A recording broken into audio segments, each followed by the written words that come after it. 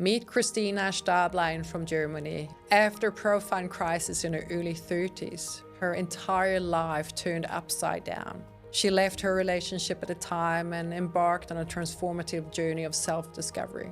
This journey has led her to heal past traumas and create a life guided by her heart. Up until that point, she had a clear plan, a secure job, a stable relationship, marriage and children, the classic path to happiness. She was close to achieving it all, but an inner emptiness, a body that was rebelling, and a restless soul revealed that she was meant for something different. So she set out to discover what truly fulfills her from within.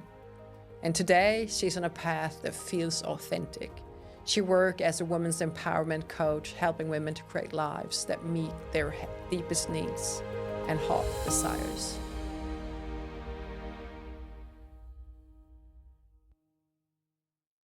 So welcome everyone to this new episode of Resilient Voices. And today, as always, we have an inspiring guest. So welcome, Christina Staeblein. Thank you. I'm really happy to be here. I'm so happy to have you here. Thank you.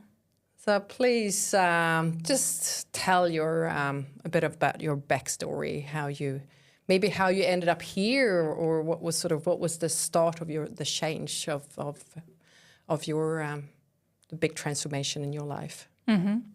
Yeah, so I've been thinking actually about what I want to tell tonight, because obviously in every life there's like a lot of like challenges to overcome, and I've definitely had some of those and some points in my life where I just had to overcome challenges. Mm-hmm. And what I want to talk about today is a major crisis actually in my early 30s. Mm-hmm. It's been a time in my life where I actually, like from an outside point of view, I had everything. Like I had a job and I had a partner and I had like a life in Munich with friends and everything. And but deep inside, I didn't feel happy. And it was a time where I actually also, my partner and me, we were looking for an apartment to move together, to move in together. Mm-hmm. And that's where I really, I realized there's something wrong. There's been some things that happened that I started, like I couldn't sleep at night anymore. Like my body was giving me signals. I kind of couldn't breathe at night, and I woke up and I was like kind of feeling like I'm suffocating. And so there were a couple of hints that were just telling me this is not a line for you. And so was your body was sending signals. Did you mentally then know anything, or was it just that after you got your signals? Yeah, I mean, my body was sending me signals, and that they were really strong. I just I couldn't overlook them. Yeah. And of course, there mentally that it all was kind of coming together. Like I didn't like my body was sending me the signals, also mentally, and in like my psyche, I didn't feel well, and so that made me really look at things and ask myself what is happening and what do I actually really want. And it was a major breakdown for me, because I then I separated from that partner. So I realized that it was not even about the relationship or about like the job, but it was more often like I had to change something inside of me. And I was really aware of that there were some old wounds that just needed to that I needed to look at. Yeah. And this was a decision then. I was looking for a therapist then, and I found one. So I started to go to therapy, and I also I found like a podcast that I was listening to that helped me in that situation. Yeah. And so I looked in this personal development scene and everything about that. And yeah, this was like the point, where I just really needed to overcome these challenges. Okay. So then you start to do some work with yourself in where you lived in Berlin. It was in Munich, yes. Yeah, sorry, in Munich. Yeah. And then what? Then you started to make some bigger changes. What was sort of what was the obstacle you were going through? Was it yourself? Did you have care traumas, or what was the sort of? If you wanna, you don't need to be that specific if you don't want to, but just to get an idea what. Yeah.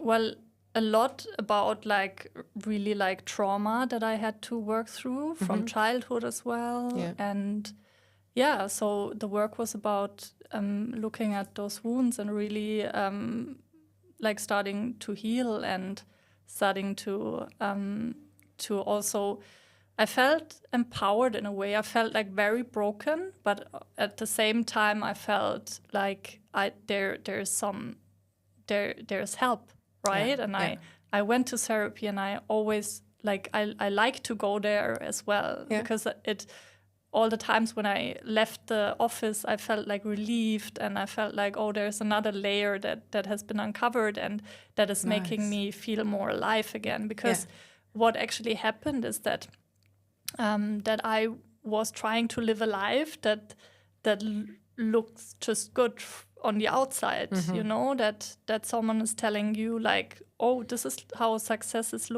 looks like. So you just do this and this and this. And for me it was kind of, you know, I had this plan. I was like kind of, okay, well, now I'm going to, I have this job, I have a partner, then I marry, I build a family, and this is like how happiness looks. And I was like on this path, right? And I was like right before this, I could have realized this with this man because he wanted to and everything, but deep inside I felt like really empty, and I felt I'm unhappy. And so that would have been the cost, like of my happiness to go this way. And that's where I just I realized, or I took a decision. What do I want? Do I want to be happy, or do I want to have this life that looks good from the outside? From the outside, yeah. Did that take a lot of when you came to that decision? Did you feel scared? Do you feel like you were standing on the edge of something, that if you're doing this, that you felt scared for the decision that you knew deep down you had to make, or how was that unfolding for you? How? Definitely. There was like loads of fear around that, because what I actually lost with taking this decision was my plan and my kind of illusion of how it looks like to have a happy life. And I had to let go of that. And that was like major heartbreak for me. Because it took me to some places I before didn't want to look at. And but it was necessary for me, and now I know. And also like this kind of really I feared, because I always wanted to have kids, and I still don't have, and I still I'm still wanting some, but it was at that point that I thought, is this going to be possible for me now? And what if I never find a partner again? And what if this then doesn't work out for me? And what if I make this decision and then I'm unhappy for all of my life? But what I found out is that it's not like I can make myself happy when I look inside of myself and when I uncover the things that really bring me joy. And it's not about that partner. It's not because this can, like the outside things, they can always leave. But I built my identity around that, right? So in the end, it's also death, because I fear death. It's death of identity. That I was kind of, I was kind of representing this identity. Yeah. And so that died. And I think the pain I felt in those moments and everything was like really connected to like really grieving this version of me. Yeah. You know, a lot of grieving about this version of me. But then also there was potential for a new version. Yeah. Right? And I think that's when you're in that stage when you really experience, like you said, because that's what this with basically dying, because it is a part of you. It's an image and identity that dies, but you feel like you have to make that change because otherwise you're not true to yourself. There's something that hurts, and it's more painful to stay in that than move on. But it takes some courage. Definitely, because I would say a lot of people would stay in that, and not and just sort of cover the pain with numbing. I did that too. You did that for a while. Yeah, I did that. Yeah, definitely. Yeah. So I think I took all of my courage in that point that point, definitely, and just took a leap, and I'm happy I did. Yeah. Thank you for sharing that. Yeah, that's beautiful. So then you got some support. You got you got some therapy. You did your own inner work. You listened to some podcasts. Did you have like other support systems around you, or? Yeah. So definitely my group of friends back in Munich. It's always been like friends are super important for me in my life, and I felt really supported by my friends, and then but really also resources like meditation, and that I connected to that back then, and I didn't ever do this before. Like I did yoga before, but never stepped into meditation, mindfulness practices more, and I really started to connect with that, and it helped me. It really helped me, to connect to spirituality, also like finding purpose in every situation in a way, and feeling like a trust in something higher. So I think that's when I started also to connect to spirituality more. And my own spirituality as well. Which is now also a big part in my life, and That's beautiful. Something I can always come back to as well. So what is spirituality for you? Is it to be connected with your with the inner world, with your emotions? What are you seeing? Because I really believe in how do you say, like a higher force in a way. Some call it the universe, some call it something different, some call it Buddha or God or whatever. But I believe in some higher and then also, but how is this connected to myself? And for me, it's not about giving like something else the power, but like more finding the power within myself and co-creating with this force, with this kind of higher force. So this is spirituality for me. It's not about like, oh, but the universe wants this for me, so I'm gonna do this. It's more like, well, this is me, I'm a human being, and I'm connected to a higher force, so how do I co-create with what is happening to me? Not make it about like this is something negative or positive, but see it as like, see every situation as I can grow through that, rather than coming in victim mode and feeling like, oh, why is this happening to me? And why can't I have the life that is easy? And why can't I have the job, the family, and everything that I planned, you know? Why is this like that my soul is calling for something else? But see the purpose in it, and see like my growth, and see the good in all of the situations, because it's never gonna be like, we always think like at some point we're done and then we can lean back and then that's it. And then we're just happy ever after. But that's like fairy tales, right? Yeah. And I really love fairy tales, but it's not like that. And that also would be boring. I mean, what am I going to do if everything is figured out, Yeah. And I think I also let go of this kind of, and then I will have everything figured out. But be open to life and what challenges are coming there, and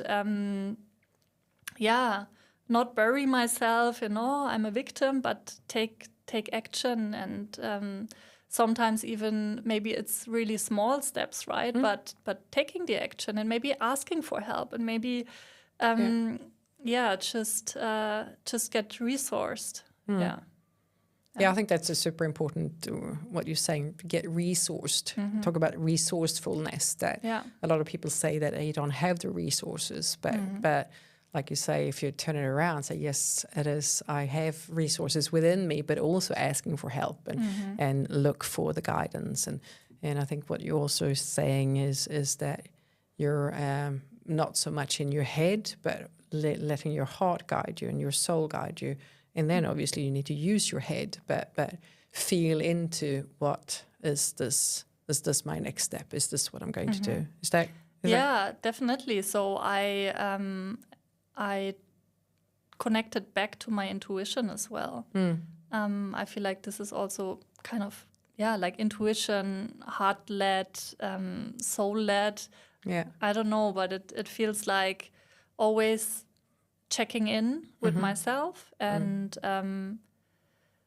and actually connecting also with my emotions. I think our emotions are our inner guidance system, and if we lose connection to them, then it's going to be difficult, because then we lose kind of this compass as well, and then it's like kind of really overwhelming, because I don't know where to go, what to do.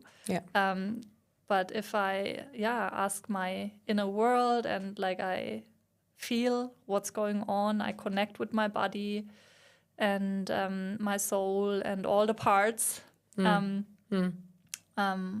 this is also, it's not always possible. Sometimes I'm super in my head and I'm like, okay, well, I don't know right now. It's just, but then I also try to connect again. If I feel like the guidance is in a way missing, like, then it's kind of trying to connect back again to. So do you have a technique for that? Do you? Well, I would say I have loads of techniques, or also things that help me. I mean, sometimes connecting back to myself is with the help of other people. May it be through coaching, through therapy, through just having conversations about a certain topic that is present for me, and then being able to feel again, like also connecting to, for example, sisterhood. And I feel like this is like really has become super important here in Ericeira for me. We have like a lot of sister circles, right? And I love going there, and it feels always that I can connect back to myself if I hear also other people's stories, and then I kind of feel myself again as well, because they are mirrors also for me. We are always mirrors for each other. And we need that in our lives. So, we do. And that's one of the reasons why I'm doing this and why you're here, obviously, as well, because I think this is super important for women to have these. Men can obviously they're also welcome to listen in, but I feel like women need a forum to actually meet and connect and have that, get that connection and inspiration, and also connect to some courage and say, if she did that, I can do that as well. And I think that's super important to have that. But talking about sisterhood then in Ericeira, so how you left Germany?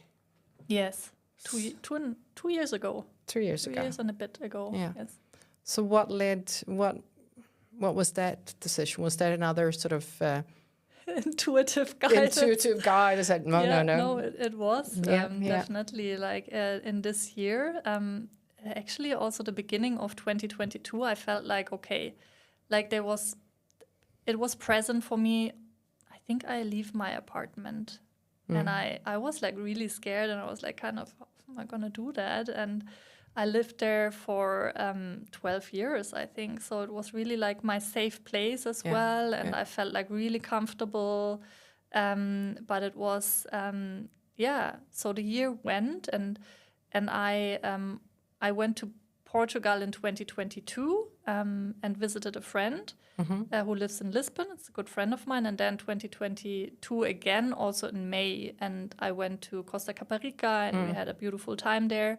And both of the times when I came back to Germany, I felt different. Like I felt like there's kind of a different energy in Portugal. And I liked it. And it kind of lit me up in a way. Yeah. And so I kind of trusted this. And then I got an invitation, and who maybe some of you know human design, but I'm a manifesting generator. Yeah. So like sometimes I need like an invitation, and then my gut is kind of responding like, hell yes. Yeah. And I got an invitation, and the then partner of my friend, he said, why don't you come to Portugal for a while when you like it that much, because you're working remotely already? And then I was like, yes, this is actually a good idea. So yeah, and I took a big leap in this year.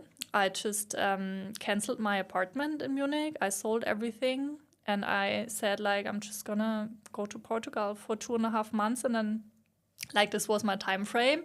And then I was like, let's see how it goes. And then I just stayed. I landed in Ericeira, and I just stayed. Yeah. Yeah. It's the energy in this place. Yeah. So for those of you who haven't been in Ericeira, yes, you come here and find out what happens when you get here, isn't it? There's something special with the energy here that attracts people. Yeah. Yeah. So that's that story. Yeah. Yeah. So this changed then back in, so how many years ago when you had this? This is really like already a long time ago. It's like 7 years, I think. Yeah. So you've been in a changing process since then. Yeah.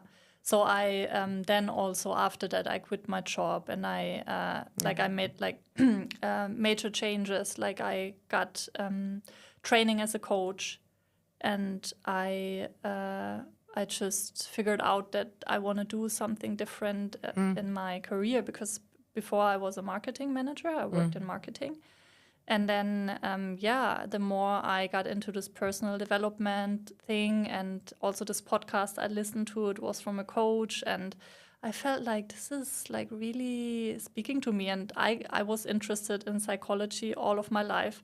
For me, there's nothing more interesting than human beings. Yeah. Like I really love to go deep. I love to figure myself out, but also figure other people's stuff out. So this is kind of what then, and I also, like I connected, or I got in touch with what are my strengths actually, right? And what is it that I want to bring to this world in a way, because I wanted to give as well, you know, and like from my heart, and do work with purpose that lights me up, and that is really also like a win-win, because you know, working with people and then seeing their growth, and this makes me happy, and it's good for them that they are growing. So this is like, for me, it's just wonderful to work with women and coach. Yeah. So that is what you're doing now. That's what I'm doing now. Yes. So what has been the biggest obstacle along the way? Along the way until now? Until now? Or Yeah, it's kind of like also with the self-employment to figure out what is it like, because also being a coach, right? And like, what is it that who is it that I really want to work with, and where's like this kind of niche in a way, like, also really getting more specific about what my offerings are. And so I think, this is like an ongoing process. And I also think it's like kind of this challenges of accepting that I'm in a process and I'm bringing like different things to the table the deeper I get as well. So I know, like, I kind of know more about myself, and I also can, I'm able to guide different people then. So when I'm at one point, I might, do this because I'm comfortable with this, but I'm also growing. So I'm also evolving in that. And maybe the challenge is kind of like also this, for me, it's definitely also patience, to be patient with my own journey and my own healing, and in that finding like this kind of like always changing offering that I want to bring to the world. Maybe this is kind of how it, what it is. So, but you did a big, I mean, from being in this safe with like brackets, whatever we call it, question, what do we call them? The ones that are you?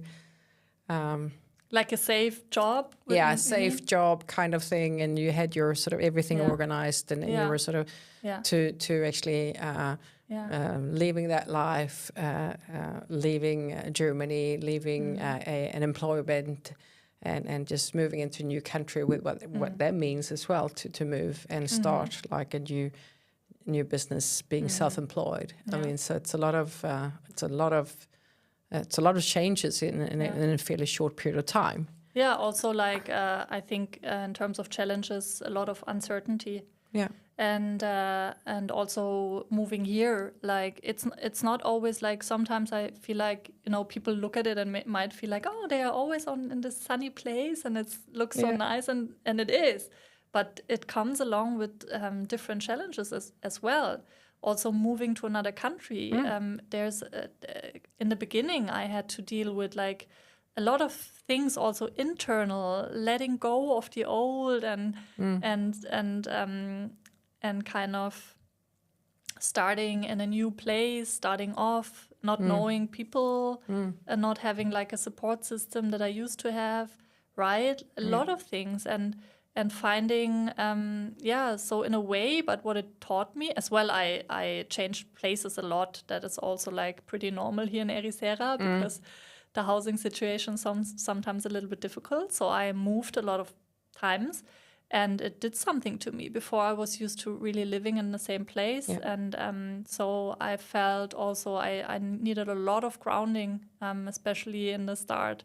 And felt like, also ungrounded sometimes. But this is where also my practices come in, and where I'm so grateful that I have all of this, like it's like a toolbox. Like a huge toolbox where I can pick like, what do I need right now, and then I'm just taking it, and it's doesn't cost anything. It's here and there, and so just always and what I found is that leaving my safe space in Germany,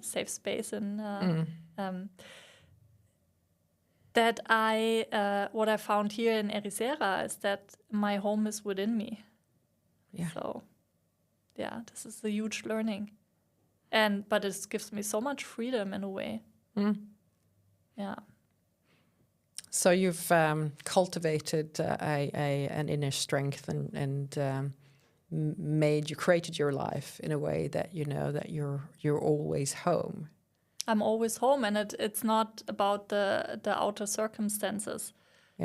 So it's like really, and I think this is also really building resilience, is really always looking back at ourselves. So what are the resources inside, right? And of course, sometimes there's challenges, like you have to move, for example. Okay, maybe I have to move, but if I can look at it as I can just have a different perspective on things. Yeah. And look at it from different perspectives. And I think resilience is really how you react to life, right? And about the resources within ourselves. And not being that victim, right? But actually, even though you have obviously, I think you build resilience by having those really difficult moments that where you actually go down in like those black holes where you feel like you're sort of everything underneath you you're just falling. But then you just make sure that it's like, no, this is not where I'm going. Yeah, no. Yeah, because I can decide, Yeah. Like, it's just also then this is the mindset work because I can also decide, like, oh, what if this is not working out? And to have those thoughts. And I can also think, like, but what if it is working out? Yeah. And if it's not working out, well, if it's not working out, I'll find a solution anyways. Yeah. So what's the worst thing that can happen? That's a pretty good question too. Yeah, what the worst thing that can happen, and it can happen. Yeah. But then I still have the ability to find solutions to that. And I don't, I just don't bury myself under my blanket and feel like, oh no, I'm such a victim. Yeah. Yeah. But maybe you have moments where you do that. Yeah, well, I think everyone does, and I certainly do. Especially now I'm like in my deep inner autumn. So then like those days before my period, sometimes I question everything. Yeah. And then I'm like, why is this happening? Why did this happen to me? And I think almost every month in like different shades, I would say. And it's and also like I never think it's about, like eliminating this victim part, because we all have it, but accepting it and ask it, what do you need from me? It's like one of the questions I like to ask coaches a lot. What does this part maybe need from you, right? Or myself, what do I need, and what does a part of me need right now in this moment? Because maybe it just wants to be seen, and there's like maybe also like an inner child part that wants to be healed and wants to be held, and maybe needs some attention from me. So to be like kind of, and this is what I really am learning, like kind of this acceptance to whatever is. Acceptance. Yeah, acceptance is good, isn't it? And also compassion, self-compassion. Yeah, definitely. And I am still learning that. For me, like, and this is also interesting maybe to mention, because when I came here, I did pottery classes, and I was like, it frustrated me super hard, because I'm like this person. I want to have like this. I want to have this piece, and it should look like that, perfect. And if it's not working out for me like that, I can get really angry, right? And so you take pottery. The clay then and just sort of. I would have liked this. I didn't do it, but But it made me really angry, because like then I did this pottery class, and it was not working out for me as I wished, and. But I feel like a lot of like things you do in your life can be like therapy. Yeah. Is it like pottery or something else? But two pieces that really got kind of wrong. I did want them to be something else, but then they turned out to be, something I'm using right now, definitely. But both of them have like a word ingrained. And one I put the word patience. Yeah. And on the other one, I put compassion. Oh, nice. And super important ingredients of a successful life. Yeah, and when I see them, I get reminded. Yeah. Sometimes I get reminded of those qualities as well, and to cultivate it. And I think it's like it's also what the world needs more compassion and more patience. Yeah. Be it with each other, be it with like certain things, and not be always like running after things, but really also sometimes accepting that things are unfolding, and it's might not be at the pace that we would like it to unfold. Yeah. But it's at the pace that is good and healthy for you, maybe, right? And then to accept it and just take the slower pace. It's okay to take the slower pace in this like driven world and fast-paced world. We need to slow down a bit. Yeah. And we need to have more compassion for ourselves, for other people, and that also takes like time, and it takes space. Like I feel, and this is what I sometimes feel in my life as well. Like I want to have space. I want to create space, right? And only where there's space, something can unfold. Where there's no space, then it's like crammed and it's like tight, and it's hard for something to unfold there. Yeah. Right? Yeah. Absolutely. So if you want to give the listeners some advice on when you actually, for what you learned through your change process, I mean, a transformational process, I would say, what would that be? Like advice to how to make things happen, how to create that change in your life, how to listen to that yearning, how to really act on. Yeah. So maybe one of the advices is create space, because to listen. Yeah. And this is where, for me, meditation came in, because what meditation did for me, it created kind of space in my head between like what is happening and my reaction towards it. So I got more conscious of what is really happening and not what like is throwing at me and then reacting to it. But that really created space in my mind. And this helped me in so many areas of my life. Back then I still was employed when I started the meditation, and it helped me to not get that stress, because I knew, okay, there's something coming, but I can give some space and then I can react towards it. Yeah, if I receive an email that makes me angry, that happens to everyone. Yeah. But what about like looking at it, looking at my triggers, creating space, and then answering it from a different place already.